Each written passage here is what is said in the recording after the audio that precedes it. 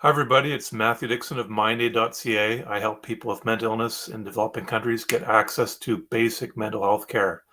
I've gotten through schizophrenia. I'm doing well now. It took a while, but recovery is possible. Something I want to talk about today is for people who might be afraid to tackle their dreams or go after things they really want. Maybe it's something maybe you've got mental illness and you're trying to fight through that. It's so often we have to face our fears and do things that make us uncomfortable. And yeah, sometimes we have to in life. Sometimes we're forced to. Sometimes we want to, but we're scared to do that.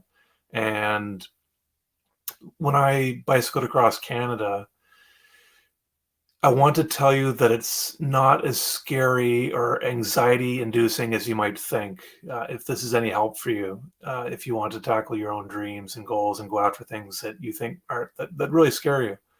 And the before biking across Canada, it was daunting. It was really daunting. Like, oh my gosh, what am I doing? But it wasn't that bad. It wasn't that anxiety inducing. It was pretty low level. I've been through severe anxiety. I know what that's like. I've been telling people for years, if you want to bike across Canada or do something like that you really want to do. I mean, I don't think anybody wants to go through mental illness. No one wants to go through horrible stuff. But if you want to tackle your dreams and goals but you're afraid to, try going 1%, 2%, 3%, 5% outside your comfort zone.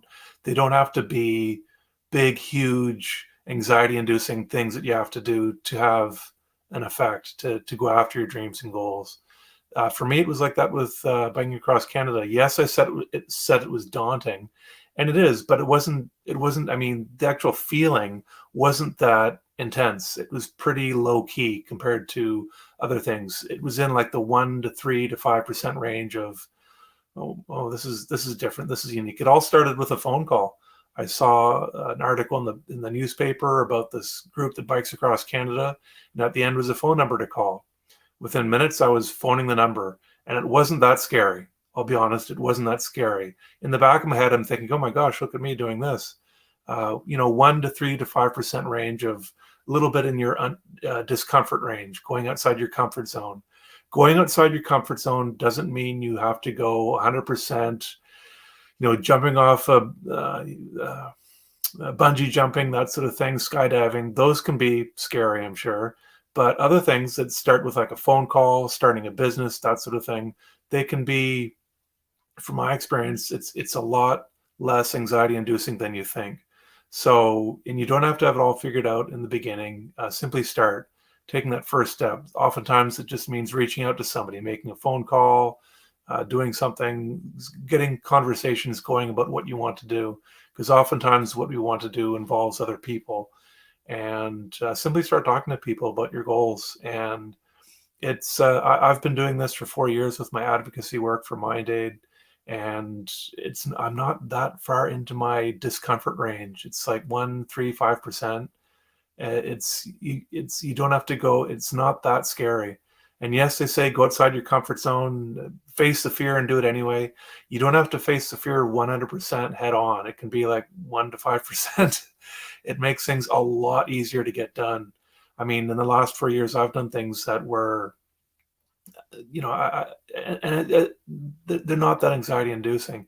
And as you get better, as you get used to doing those things that used to cause you 1 to 5% discomfort fall into the just ordinary category as your confidence grows, and you can tackle more things like that.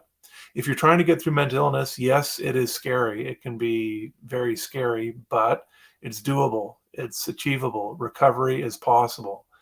And I think it's mindfulness. It's a question to ask yourself: how bad is the pain right now, right this very second? If you're going through something, how bad is the pain? Is it something you can live with? And most of the time, it's something we can live with. And try to focus on that, the moment, and that if you can live with it now, you can live with it in the now 5 minutes from now. You can live with it in the now 10 minutes from now. You can live with it in the now an hour, a day, a month, a year from now. You can keep living with it. And this is pain that is tolerable to a certain degree. We are capable of so much more than we think we are. So that's my tip for tonight. I want to leave you with that. If there's something that you are afraid to do, go after it. It doesn't have to be scary. It can just be just slightly uncomfortable, just slightly, just very slightly. And you can do so much in that slightly uncomfortable range, so much.